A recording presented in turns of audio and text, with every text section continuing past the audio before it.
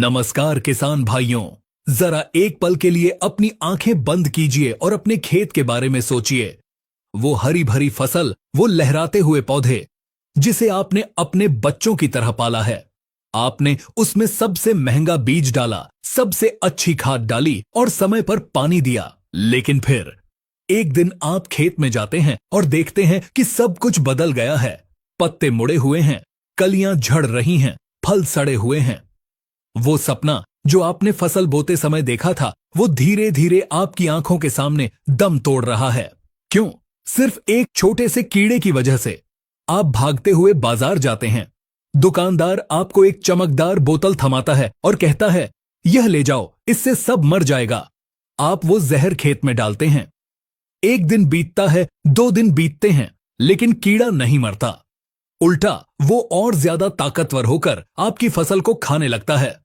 पैसा गया, मेहनत गई और सबसे जरूरी वो कीमती समय गया जो अब कभी वापस नहीं आएगा। आखिर गलती कहां हुई? क्या वो दवा नकली थी?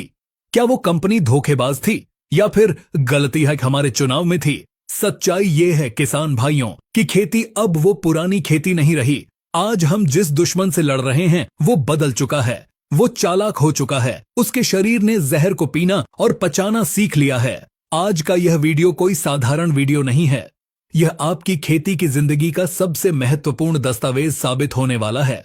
आज हम उस गुप्त विज्ञान का पर्दाफाश करेंगे जिसे बड़ी बड़ी मल्टीनेशनल कंपनियां अपने लैब के बंद कमरों में रखती हैं। आज हम कीटनाशकों की कुंडली खोलेंगे। आज हम बात करेंगे उस रहस्यमयी कोड की जिसे दुनिया के बड़े वैज्ञानिक IRAC यानी इंसेक्टिसाइड रेजिस्टेंस एक्शन कमेटी का क्लासिफिकेशन कहते हैं। अगर आपने इस विज्ञान को समझ लिया तो मैं दावे के साथ कह सकता हूं कि दुकानदार आपको कभी बेवकूफ नहीं बना पाएगा और दुनिया का कोई भी कीड़ा आपकी फसल को छूने से पहले 100 बार सोचेगा। आज हम जानेंगे कि जहर काम कैसे करता है, ग्रुप नंबर 1 क्या है, ग्रुप नंबर 3 में ऐसा क्या है जो फसल को बर्बाद भी कर सकता है, और ग्रुप नंबर 4 रस चूसने वाले कीड़ों का काल क्यों है। तो चलिए शुरू करते हैं। हम विज्ञान के उस गहरे समुद्र में गोता लगाने जा रहे हैं जहां से आप सिर्फ एक किसान नहीं बल्कि एक फसल डॉक्टर बनकर बाहर निकलेंगे। शुरुआत करते हैं सबसे बुनियादी सवाल से। आखिर यह जहर कीड़े को मारता कैसे है? ज्यादातर लोग सोचते हैं कि बस दवा छिड़क दो, कीड़ा मर जाएगा, लेकिन यह इतना आसान नहीं है। एक कीटनाशक को कीड़ों के शरीर में घुसने के लिए 4 अलग अलग दरवाजे खटखटाने पड़ते हैं। इसे तकनीकी भाषा में कहते हैं मोड ऑफ एंट्री। पहला दरवाजा है कॉन्टैक्ट पॉइजन यानी स्पर्शिया कीटनाशक। यह बिल्कुल वैसा है जैसे नंगी बिजली के तार को छूना। जैसे ही कीड़ों का पैर या शरीर दवा की एक बूंद को छूता है, करंट दौड़ जाता है। यह दवा कीड़ों की बाहरी त्वचा, जिसे हम क्यूटिकल कहते हैं, उसे गला देती है और सीधे अंदर घुस जाती है। साइपरमेथ्रिन और लैम्डा जैसी दवाइयां इसी सिद्धांत पर काम करती हैं, लेकिन यहां एक पेंच है। अगर कीड़ा पत्ते के नीचे छिपा है और दवा पत्ते के ऊपर गिरी है तो कीड़ा सुरक्षित है। कॉन्टैक्ट पॉइजन तभी काम करता है जब दुश्मन सामने हो और दवा सीधे उस पर गिरे। दूसरा दरवाजा है स्टमक पॉइजन यानी पेट का जहर। यह खेती का ट्रोजन हॉर्स है। हम पूरे पौधे पर दवा की एक परत चढ़ा देते हैं। अब कीड़ा जैसे ही पत्ते का एक छोटा सा टुकड़ा खाता है, वो जहर उसके पेट में चला जाता है। पेट में जाते ही वहां का सिस्टम, जिसे हम मिडगट कहते हैं, वो फट जाता है। कीड़ा खाना बंद कर देता है और भूख से तड़प तड़प कर मरता है। इल्लियों के लिए, जो बहुत ज्यादा खाती हैं, यह सबसे खतरनाक हथियार है। तीसरा और सबसे जादुई दरवाजा है सिस्टमिक एक्शन यानी अंतरप्रवाही कीटनाशक। इसे आप खेती का अदृश्य जासूस कह सकते हैं। जब आप इसे पौधे की जड़ में देते हैं या पत्तों पर छिड़कते हैं तो यह वहीं नहीं रुकता। यह पौधे के खून में यानी उसके जाइलम और फ्लोएम में मिल जाता है। जड़ से लेकर तने तक और तने से लेकर सबसे ऊपर वाली कोमल पत्ती तक पूरा पौधा जहरीला हो जाता है। अब कीड़ा चाहे तने के अंदर छिपा हो, चाहे फल के अंदर या चाहे पत्ते के नीचे, जैसे ही वो अपनी सूंड पौधे में गड़ाएगा और रस चूसेगा, मौत उसके शरीर में दौड़ जाएगी। इमिडाक्लोप्रिड और थियामेथोक्साम इसी तकनीक के बादशाह हैं। इसकी सबसे बड़ी खूबी यह है कि बारिश होने पर भी यह धुलता नहीं है, क्योंकि यह पौधे के अंदर जा चुका होता है। और चौथा दरवाजा जो अक्सर नजरअंदाज कर दिया जाता है वो है फ्यूमिगेंट एक्शन, यानी गैस बनाने वाला जहर। घनी फसलों में जहां दवा हर जगह नहीं पहुंच पाती वहां यह गैस काम आती है। यह दवा हवा में उड़कर कीड़े की सांस नली में घुस जाती है और उसका दम घोंट देती है। क्लोरपाइरिफॉस और डीडीवीपी जैसी पुरानी दवाइयां इसी तरह काम करती हैं। अब जब आप यह समझ गए हैं कि दवा अंदर कैसे जाती है, तो अब हम उस असली राज्य की बात करते हैं, ग्रुप्स। वैज्ञानिकों ने कीटनाशकों को उनके काम करने के तरीके के आधार पर अलग अलग परिवारों में बांटा है। अगर आप एक ही परिवार की दवा बार बार इस्तेमाल करेंगे तो कीड़ा उसे पहचान लेगा और मरना बंद कर देगा। इसे ही रेजिस्टेंस कहते हैं। तो चलिए खोलते हैं कीटनाशकों का सबसे पहला पन्ना। Group number 1, the nerve agent. यह खेती के इतिहास का सबसे पुराना, सबसे सस्ता लेकिन सबसे खतरनाक ग्रुप है।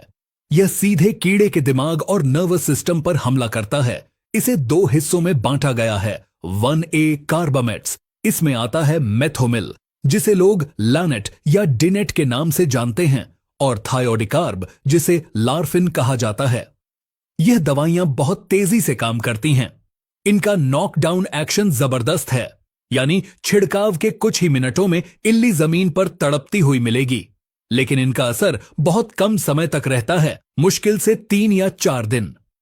1B ऑर्गेनोफॉस्फेट्स, यह वो ग्रुप है जिसने पिछले 50 सालों से भारतीय खेती को संभाला हुआ है, लेकिन यह इंसानों के लिए भी उतना ही जहरीला है। इस ग्रुप का सबसे बड़ा नाम है क्लोरपाइरिफॉस। किसान इसे हल्की दवा समझते हैं, लेकिन यह मिट्टी का सबसे बड़ा डॉक्टर है। यह कांटेक्ट भी है, पेट का जहर भी है, और सबसे बड़ी बात, यह गैस भी बनाता है। अगर दीमक की समस्या है या जड़ में कीड़ा है तो क्लोरपाइरिफॉस से बेहतर और सस्ता कोई विकल्प नहीं। लेकिन याद रखें, इसका जहर लंबे समय तक मिट्टी में रहता है, इसलिए इसे तुड़ाई के समय कभी न डालें। इसी ग्रुप का दूसरा जांबाज है प्रोफेनोफॉस। अक्सर जब इल्ली किसी दवा से नहीं मरती तो दुकानदार कहता है इसमें प्रोफेनोफॉस मिला लो। क्यों? क्योंकि प्रोफेनोफॉस में एक खास शक्ति है, ओविसाइडल एक्शन, यानी यह सिर्फ मां को ही नहीं मारता बल्कि उसके पेट में पल रहे अंडों को और पत्तों पर रखे हुए अंडों को भी फोड़ देता है। यह इल्ली की पूरी नस्ल को खत्म कर देता है।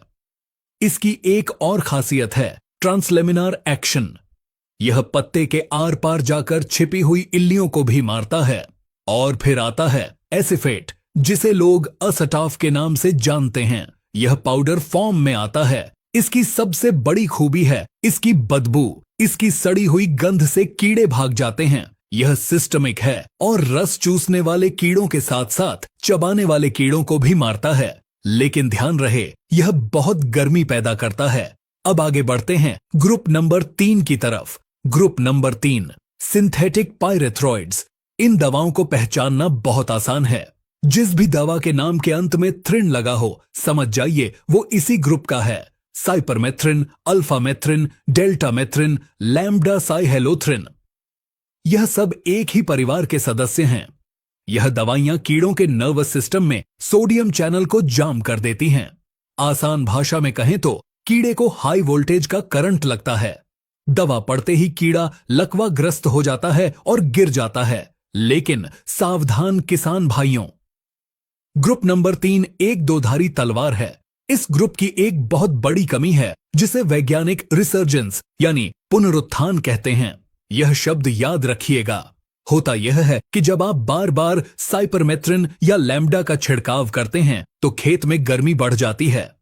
हमारे मित्र कीट जो शत्रुओं को खाते हैं वो मर जाते हैं, और इसका नतीजा यह होता है कि रस चूसने वाले कीड़े जैसे सफेद मक्खी और लाल मकड़ी अचानक से भयानक रूप ले लेते हैं। आपने कई बार देखा होगा, इल्ली की दवा डाली और 4 दिन बाद खेत में सफेद मक्खी का तूफान आ गया। वो इसी ग्रुप की गलती है। इसीलिए मेरी सलाह यह है, ग्रुप नंबर 3 का इस्तेमाल हमेशा आखिरी हथियार के रूप में करें। कभी भी इसे अकेले न डालें। हमेशा इसे किसी सिस्टमिक दवा के साथ मिलाएं और फूल वाली अवस्था में इससे दूर रहें, वरना यह फूलों को जला सकता है और मधुमक्खियों को मार सकता है। अब हम चलते हैं उस ग्रुप की ओर जिसने पिछले 20 सालों से रस चूसने वाले कीड़ों पर एक तरफा राज किया है। Group number 4, नियोनिकोटिनॉइड्स। अगर आपके खेत में एफिड, जेसिड, थ्रिप्स या सफेद मक्खी का हमला है तो यह ग्रुप आपका सबसे बड़ा रक्षक है। यह तंबाकू में पाए जाने वाले निकोटीन की नकल करके बनाया गया है, लेकिन यह उससे हजारों गुना ज्यादा ताकतवर है। इस ग्रुप का सबसे पहला और सबसे लोकप्रिय सदस्य है इमिडाक्लोप्रिड, जिसे दुनिया कॉन्फिडोर, मीडिया या टाटामिडा के नाम से जानती है। यह बीज उपचार के लिए दुनिया का नंबर 1 केमिकल है। जब आप इसे स्प्रे करते हैं तो यह पौधे में ऊपर की तरफ चढ़ता है। नई निकल रही कोपलों को यह सबसे पहले सुरक्षित करता है। माहू और तेला के लिए इससे सस्ता और अच्छा कुछ नहीं। इसी ग्रुप का दूसरा सदस्य है थियामेथोक्साम, जिसे आप एक्टारा के नाम से जानते हैं। इसकी ताकत इमिडाक्लोप्रिड से भी ज्यादा है। यह पानी में बहुत तेजी से घुलता है और पौधे की जड़ों द्वारा बहुत जल्दी सोख लिया जाता है। अगर आप ड्रिप सिंचाई करते हैं तो थियामेथोक्साम सबसे बेस्ट है। इसकी एक और खूबी है जिसे हम फाइटोटॉनिक इफेक्ट कहते हैं, यानी इसे डालने के बाद पौधा हरा भरा हो जाता है, उसकी ग्रोथ बढ़ जाती है और वो तनाव से मुक्त हो जाता है। और इसी ग्रुप में एक आधुनिक जासूस है एसिटामिप्रिड, जिसे प्राइड या इक्का कहा जाता है। जहां इमिडा और थियामेथोक्साम सिर्फ सिस्टमिक हैं, वहीं एसिटामिप्रिड में ट्रांसलेमिनार गुण भी है, यानी यह पत्तों के नीचे छिपी हुई सफेद मक्खी और उसके बच्चों को ढूंढ कर मारता है। लेकिन किसान भाइयों, यहां एक बहुत बड़ा खतरा भी है। चूंकि ये तीनों दवाइयां इमिडा, थियामेथोक्साम और एसिटामिप्रिड एक ही ग्रुप नंबर 4 की हैं, इसलिए इनका काम करने का तरीका बिल्कुल एक जैसा है। अगर आप पहले स्प्रे में इमिडाक्लोप्रिड डालते हैं और दूसरे स्प्रे में एक्टारा डालते हैं तो आप गलती कर रहे हैं। कीड़े के लिए यह दोनों एक ही चीज हैं। अगर कीड़े में इमिडा के प्रति रेजिस्टेंस आ गया तो वो एक्टारा से भी नहीं मरेगा, आपको ग्रुप बदलना ही पड़ेगा। तो अब सवाल यह उठता है, अगर ग्रुप 4 काम करना बंद कर दे तो हम क्या डालें? रस चूसने वाले कीड़ों के लिए अगला ब्रह्मास्त्र कौन सा है? क्या कोई ऐसा ग्रुप है जो इन सबसे अलग तरीके से काम करता है? और वो कौन सी नई दवाइयां हैं जैसे स्पिनोसाड, इमामेक्टिन और कोराजन, जो आज की तारीख में इल्लियों का काल बनी हुई हैं? वो किस ग्रुप में आती हैं और वो इतनी महंगी क्यों हैं? यह सब और इससे भी बहुत कुछ हम जानेंगे इस महा सीरीज के दूसरे भाग में। अगले भाग में हम बात करेंगे ग्रुप नंबर 5 यानी स्पिनोसिन की, जो जैविक होकर भी रासायनिक जैसा असर दिखाता है। हम बात करेंगे ग्रुप नंबर 6 की, जो इल्लियों को भूखा मारता है। और हम बात करेंगे दुनिया के सबसे महंगे और सबसे बेहतरीन ग्रुप 28 यानी डायमाइड्स की। यह कहानी अभी खत्म नहीं हुई है, यह तो बस शुरुआत है। खेती का असली हाईटेक विज्ञान अभी बाकी है। अगर आप चाहते हैं कि हम इस सीरीज का दूसरा भाग जल्द से जल्द लाएं, तो कमेंट बॉक्स में नेक्स्ट पार्ट जरूर लिखें और इस वीडियो को अपने हर उस किसान भाई तक पहुंचाएं जो दुकानदार के भरोसे अपनी मेहनत की कमाई लुटा रहा है। जागरूक बने, वैज्ञानिक बने। मिलते हैं बहुत जल्द इस रहस्य के अगले अध्याय के साथ। तब तक के लिए अपने खेत की निगरानी करते रहें। जय हिंद, जय किसान।